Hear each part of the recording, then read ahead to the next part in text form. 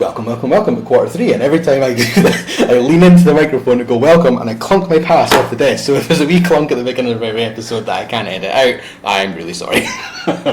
That's me doing my Premiere 101 introduction duties that I am astoundingly known. Yes, I know. You think I would have done it enough times by now, I probably would have sorted my shtick out, but no. That involves preparation. Only on our 45th episode, and you still not got it right. Can we be really pedantic about that and go, actually, it's about episode 55 because we keep splitting them up now? Yes, it's like when we get to skyrocket. Welcome to episode 60, where we're actually over 100 episodes in now. It's like, what? Where's the maths on that? But hey. So this time round, we are going to the NFC South. Yes. We chinwag through the division, the teams down there. So the 4 teams are the Atlanta Falcons, Carolina Panthers, the New Orleans Saints, and Tampa Bay Buccaneers. Yep. So we did say that in the previous quarter, for those of you that listened, and thank you for listening, that the NFC North is probably one of the most savage divisions that we have. Yep. The 4 teams are fairly closely, albeit that we think there's one team that will definitely win it in the Bears, that the other 3, they're certainly going to push them, because within the division games and each other, you can't really call much. Week 1 obviously is the opening game of the season this year. It's not the defending Super Bowl champions, which is traditionally what it has been. It is Bears-Packers on opening night at Soldier Field in Chicago. So, I mean, what a game is kick off the season. Yeah, that game was. I mean, was it week 2 last season they played, and it was like they were already saying that's when we first knew that the Bears were for real. Yeah. Because before that, you would have thought, Nagy's in year 1, they're kind of in rebuild mode anyway. Rodgers is just going to take the piss out of them, and he didn't. So they were probably owned very quickly. Anyway, enough about that. You can go back and hear about what the North and quarters 1 and 2. It's down to the South. So let's start with the Falcons. So interestingly, I don't think it's so much about what the Falcons have lost really or gained, because actually they don't seem to have done a huge amount. I think it's more the pieces they lost last year that they're getting back. So particularly like Keanu Neal and Dion Jordan's, their defense was savage last year. I think they really struggled with injuries all over their roster last year, didn't they? Yeah, it wasn't. Normally this is the San Diego Chargers, and for Kev, who is a solid fan, listens to us a lot, and thank you for that. His poor Chargers. Although we didn't say that they were going to win the division, so he's not happy with us at the moment. So, but they're not going to win the division, so it's fine. Ouch! Doubling down on that there. Traditionally it's been the Chargers has been the most banged up team, and surprise, they've lost Derwin James for 3 months. They're already suffering this season as well. Yeah. It happens to them every year. Last year the Falcons beat them, and that is tough going. But the Falcons got ruined. I think they lost 5 or 6 defensive starters at points of the season before some people came back. It was just brutal. So they're going to get them back anyway, which is going to help. They picked up Kenyon Barner, running back, re-signed Adrian Claiborne. So they had got him from Tampa, because he had a couple of seasons after he got drafted in Tampa. Went over to the Falcons. He had his 6-sack game while he was playing with the Falcons. Yeah. Bounced up to the Patriots for a season. Has come back down. So at least they know what they're going to give him, and I think that's very spotty play in the nicest possible way. He will have some games where he's causing havoc, and then he'll disappear for a couple of games. But they need help on the defense anyway, so at least it's another body. But they've also tried to address some help, and I didn't think this was a massive problem until looking more into it, was the O-line. So they picked up James Carpenter, who's a guard, and Jamon Brown, who I actually don't know what position he plays. I think it's a guard as well. They obviously have Mack on the offensive line, who they got from Cleveland a few seasons ago. I didn't think the Falcons O-line were that bad. And then, did you see the thing I tagged from Facebook where Quinnen Williams just absolutely tore through Jamon Brown like he was barely even there? Yes. Tried to push him back, and it wasn't like a pushback. He just threw him about 5 yards. Yes. And I mean, that speaks just as much for how ridiculous Quinnen Williams could be. I mean, he could be like the second coming of Aaron Donald. He's got that sort of explosiveness and punch, and the strength, the weight ratio that just O-linemen are probably not going to deal with it. But Jamon Brown's a pretty solid veteran. He's been in the league for a while now, and Williams just made a mockery of him. Matt Ryan has already taken something like they get 5 sacks in the 2 games that they've played. He had 3 sacks last week. I mean, this is pre-season. Get him out there. Do not have him getting beat up in games that mean nothing. And they, I think, lead the league as in worse stats. For having 30 quarterback hits against them already. That's not good. So that's going to be a major problem. If they can't get that fixed in the next 2 weeks, huge issues. Poor Matty Ryan Matty Ice, he gets called. He's going to be on ice for most of the season in the blinking trainer's room trying to get patched up. Crying into his pile of cash. What a shame. It's not exactly like it was 150 mil, I think. He was the first 30 million quarterback. He did set the market before it was re-upped, but it's nonsense money. They lost Robert Alford, who's gone to your Cardinals? He has gone to the Cardinals, and he's out for the first 3 months of the season because he's injured. So he is. Hooray.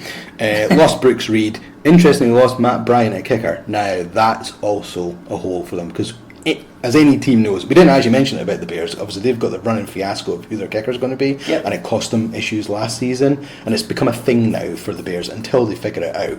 What's the kicker situation going to be?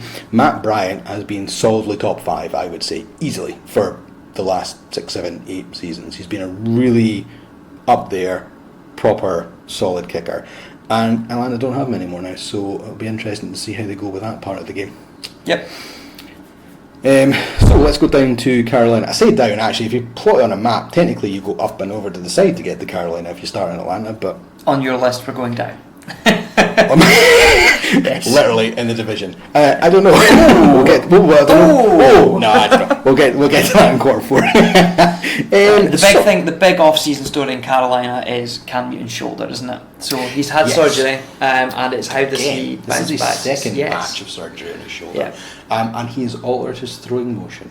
Has he? That, just a little bit. I don't think it's a huge adjustment, but he's obviously, whether it's by design to help protect him, but it's interesting. I love when quarterbacks who are arguably really good, right? And Cam is, and he has been. He's definitely franchised. He's going to be there for probably the whole of his career anyway. Carolina have no reason to get rid of him. You know, he's when you find a player like that, you keep them.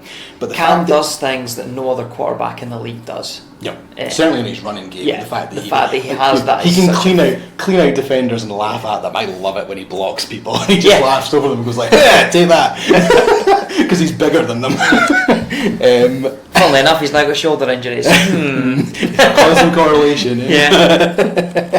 He's not running as much as he was in his sort of first 2-3 seasons when he was taking the mick out of any running back record for quarterbacks. I mean, he has all the ones that matter. So that is slowly paring back. There's a lot of talk in camp about his wide receiver core being rather sneaky exceptional this year, with DJ Moore and Curtis Samuel having so-so seasons last year. But we can talk more about that when we get to the where we're going to place the teams. In terms of who they've added and lost, let's start with on the lost side. Gerald McCoy. Nope, that's a pickup. Try that again. Sorry, Captain Munro. Oh God, get this right. There was Captain Munro, a defensive stalwart who they've had at cornerback for many seasons. He's been really solid for them, and lost Matt Khalil at tackle. Yep. Now the Matt Khalil one at tackle is quite interesting because he's gone down to Houston and in 2 preseason games so far has really struggled. And that says actually quite a lot. So that probably is quite a positive move for them to move on from him, because I think they've moved on from before he's regressed too much.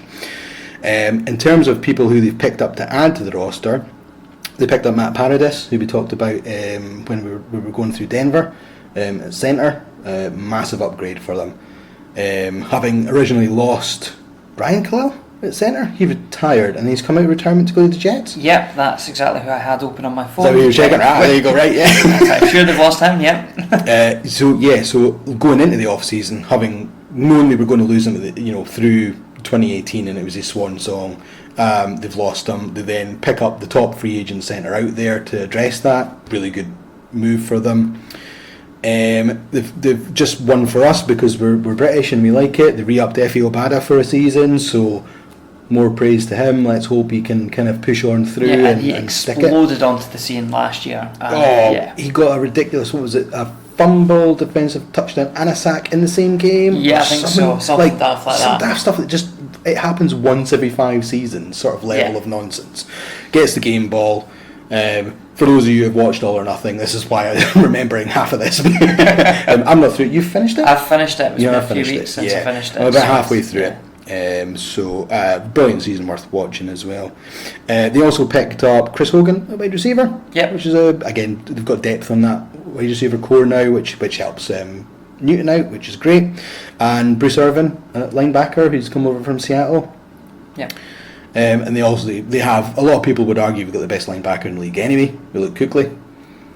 So, and then they've lost Thomas Davis out to the Chargers, but if you replace him with Bruce Irvin anyway, actually that's fine. You can take that. Yeah. So a lot of really positive moves. And Gerald McCoy, who I mentioned, who they left. No, they signed him. Let's get that on the right side of the ball. Which Carolina has always been renowned for having a really fearsome front seven. Yeah. So adding to that, it's you can never not have enough good players at a position where that causes that much disruption. So interesting. Now, do we go down? We do go down to New Orleans. If we look on the map, we do. We very much do go down to New Orleans. Right. Let's go with losses. I have a big fat question mark next to it. They lost their tight end, whose name escapes me. Ben Watson. Ben Watson. Went to the Patriots. He is another one that said they were going to retire. Yes. And then didn't and went to the Patriots. Yeah. Now, the reason why I haven't thought about that or noticed it is because they've had a massive upgrade anyway by bringing in Jared Cook from the Raiders. So that's why it's not even clicked in my head, and that makes a lot of sense. Yeah. Other than that, they lost anybody else of note? I'm not sure. So. There really doesn't seem to be. They've pretty much kept the core. I think did we up Cameron Jordan for another contract? Got that right. Cameron Hayward is the Steelers. Cameron Jordan. Cameron Jordan's the St. One's eye. Yeah. Michael Thomas got a big chunk of cash. He got a lot of money, but deservedly so. Let's be honest. He's taking the mick. He's been outrageous the last couple of years. Yeah, and long may it continue. A fantasy stalwart in my team over the last 2 years, and I hope to get him again this year, but I don't think I will. When you picking? 1. So there's no chance he'll still be there when I come round in round 2. And you won't want to go all in on him and pick number 1. No, that's reaching just a little bit. That would be insane. I'm about pick 9, am I? Yep, so depending on how many running backs disappeared, do I go mental and pick either maybe him or Nuck Hopkins? Nuck will be gone by 9. You've gone by 9? Oh. Yeah. Hold my cards there. You've already picked by then, so it doesn't really matter. No one else that's going to be drafting tonight will have listened to this by now, so that's all good. I can say whatever I want. So you lose Ben Watson, who has been a solid participant. Yes. And you replace him with Jared Cook, who's an upgrade. You add in Latavius Murray into the backfield to help spell Kamara. Now Kamara's finally actually proved last season from a durability point of view he can deal with it. Yeah, they also lost Mark Ingram over the off-season as well. Yep, he's gone up to the Ravens. But I think Murray's a very serviceable. Maybe a little bit of a downgrade. But when you've got Kamara, does it really matter? No, I think losing Ingram allows Kamara to be the de facto number 1 in the backfield. Yes, it makes the depth chart, I think, far more sensible. And then the emergence of Taysom Hill, which is a really interesting one, and I think we'll speak more about him when we come and do the team positions later on, helps that. Yeah. Be it less the whole sort of gadget player, offensive weapon. Yeah, offensive weapon. What was his name? Darius. I can't remember his name. It was before my time. Former Wolverine. He went to the Jags. I can't remember anyway. But yeah, designated him an offensive weapon to the league. Went, you don't do that in our. You cannot make up new positions. Designate him as a running back. And then the other thing I thought was probably worth mentioning was re-upping Teddy B, because obviously I think he was the quarterback prize of the off season. No. Foles, going down to but in terms of who then would go elsewhere, the question was Teddy B going to go get and a starter's gig somewhere? Was he going down to Miami? I think that was quite strongly rumoured for a long while, and they ended up just deciding to come back, and because he's probably thinking, actually I'm in a really good situation here, I'm waiting in the wings. Breeze, this might be Breeze last. You don't know. He's at that sort of age where it's take it one season at a time. Very much. This could be the last year for Brady and Breeze. Might shed a tear for history, if anything else, when that happens. But he's maybe thinking long term. He's thinking, if I can take the reins over, because he probably shows enough in pre-season to easily warrant that backup job, no questions asked. but it's whether he's showing the organisation enough that they're happy to pass the reins to him when needed. And if he gets that and he knows he can do it, he is going to be laughing for the next X number of seasons afterwards as well.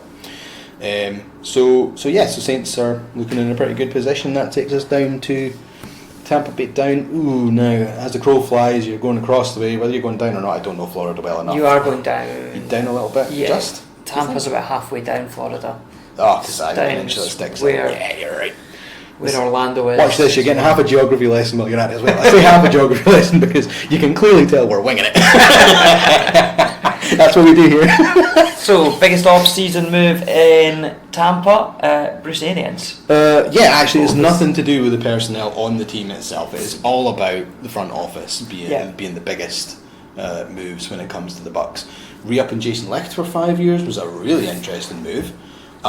Because he's been the architect of player personnel for the last couple of seasons and things haven't gone particularly well, and he's tied in with Jameis Winston, being that didn't know what was going on with them two, and they'd obviously done 1 year with Winston to see whether they're going to keep him on or what. So many moving parts to it, but actually already calling out now that you're going to give him that 5 years, that's interesting, because now him and BA are tied. So there's obviously enough between them, and they love working together. There must be stuff that's already settled and the organisation are happy with. They've gone with it and go, right, we're gonna go with this for the next couple of years, see how it works out. Who did they bring in defensive coordinator? It was a former coach. It wasn't Wilkes at Arizona, it was Vance Joseph at Denver, wasn't it? No, it wasn't, because he went to Arizona. Right. Where did Wilkes go? Wilkes went to Cleveland. So it was another one that got sacked. Anyway. Listen to me mess it up yet again. But Bowles. Todd Bowles, Jets. That was it. It was one of them. But he was the defensive coordinator in Arizona as well. He brought in a lot of his Arizona staff. He brought over Byron Leftwich as his defensive coordinator as well. And I think a few coaches beyond that as well. So a lot of his guys that he's got in his coaching structure, which it served him well in Arizona, so I don't see why it won't over time serve him fairly well here as well. So there's an interesting point on BA and rosters, but I'm going to leave that until quarter four. But in terms of they tend to be old. Worth discussing. We'll come back to that later. So in terms of roster movement, though, in pure roster movement, they've lost. Who's Levant David? Who was the linebacker who went to San Francisco? It was the other one, wasn't Alexander. it? That was it. Quan Alexander went to San Fran. Lost Vinny Curry, who they basically got on a 1 year, $8 million lease from the Eagles because he just bounced back there. Deshaun Jackson got traded back to the Eagles. Now that's a bit of a loss, I think, for them. I don't know. Well, who have they got that can open that field up? Yeah, but was he really doing it much towards the back end? No, I suppose, you could. That is maybe an interesting argument. Was he doing enough to warrant what people perceive him to be? I still think he was leading the league in average passing yards per completion or some really weird stat like that. So he wasn't getting maybe many targets, but the ones he was moving the field in chunks. It's an interesting one to weigh up how much you're paying him versus the production you're getting, because it's wavered. I mean, 3, 4, 5 seasons ago he was absolutely taking the mick in Philly. There was a game that the Eagles played against the Giants. I don't know if you've heard about it, but he did a punt, either a punt or a kickoff return for a touchdown in like the dying seconds of a game. The Eagles came back from like 2 touchdowns down. It's ludicrous what had happened. It was before you started properly watching, I think, maybe 2 seasons before. But for those of us that are old enough to remember that game, you're like, oh my god. He's not maybe quite that player, but I still think he's enough to break a game and cause some havoc. So, anyway, I think it's a little bit of a loss. But did they not they picked up the boy in the draft that was the speedster? Did they not? I'm thinking that. Anyway, I'm not worried about that too much. Gerald McCoy, who we mentioned, obviously went to Carolina. They lost him. Replaced Gerald McCoy with Ndamukong Suh. So that's an interesting one, because we've talked about this many times in the off-season about the fact that Suh is very much, I think, now on year-to-year mercenary terms. It's just like, who's going to give me money? I'll just go play with you for a season. But still a pretty effective. When he wants to show up, I think he's earned that much money from that, his whole career from that, because he was one of the first $100 million defensive players, for like serious contracts.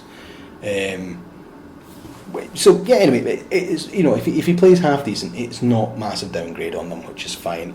Dion Buchanan, talking earlier about BA bringing in his own staff, he brought in a lot of his own former players to help. So they brought in Buchanan at linebacker to help out. If that's a true one-for-one replacement to Quan, you don't really know. It's maybe a better system fit. You don't really know. I don't think it's the same in terms of out-and-out talent.